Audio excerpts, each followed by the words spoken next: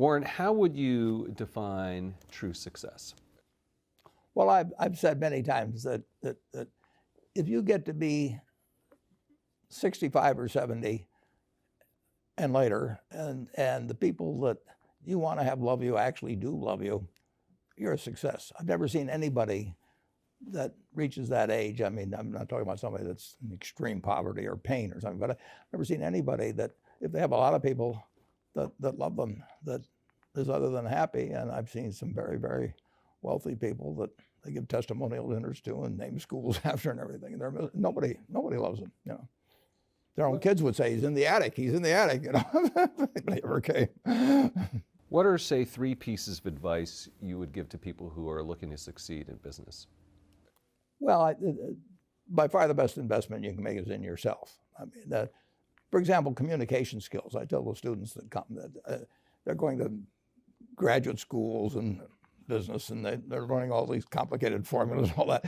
If they just learn to communicate better, and both in writing and in person, they increase their value at least 50%. And, I mean, if you can't communicate, somebody says, you know, it's like winking at a girl in the dark. Nothing happens, you know, basically. And you have to be able to get forth your ideas, and that's relatively easy. I did it myself with the Dale Carnegie course. Some people wish I'd taken a shorter course now in terms of my talking later on. But it's just hugely important. And if you invest in yourself, nobody can take it away from you. I mean, the second thing, which I'll get a certain criticism for not living it, but I do tell those students, you know, that if I gave you a car and it'd be the only car you get in the rest of your life, you'd take care of it like you can't believe. Any scratch, you'd fix that moment. You'd read the owner's manual. You'd keep a garage and do all these things. And you get exactly one mind and one body in this world. And you can't start taking care of it when you're 50. By that time, you'll have rusted out if you haven't done anything. So you should really make sure that you just remember that you just got one mind and body to get through life with and to do the most with it. What about life advice? Well, life advice is, you know, the most important thing,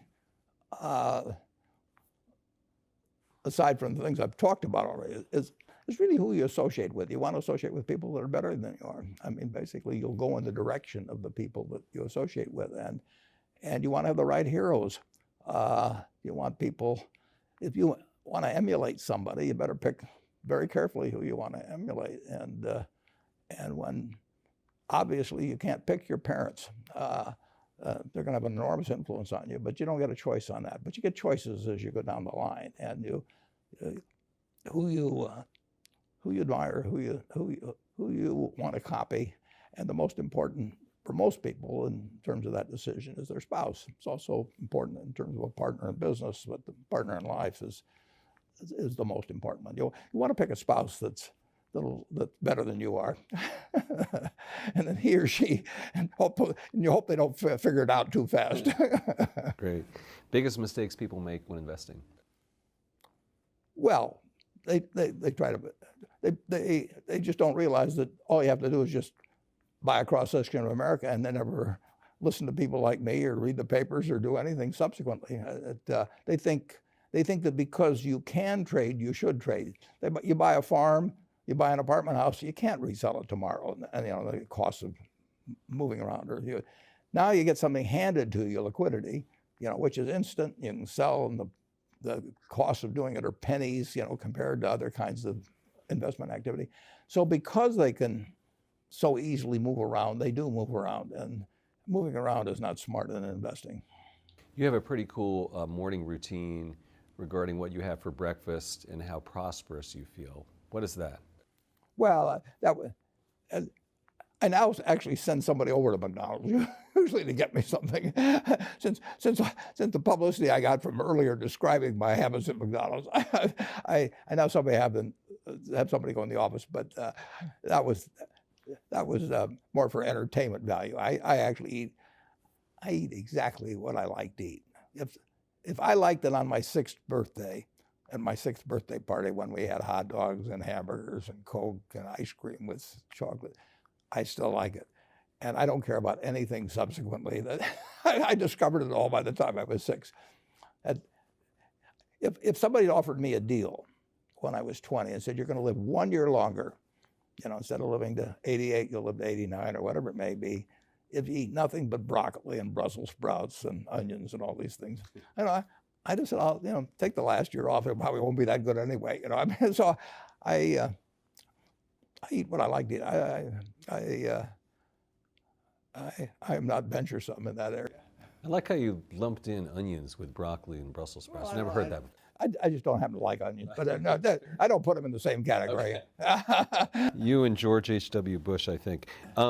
Is business school worth it? Depends on the person, much more than it depends on the school. I mean, I wouldn't worry.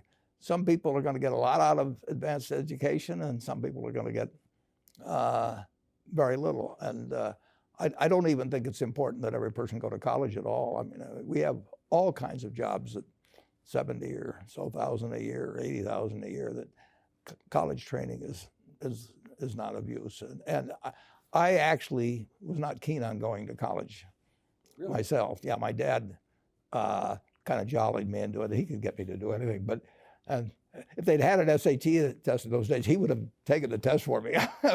but because I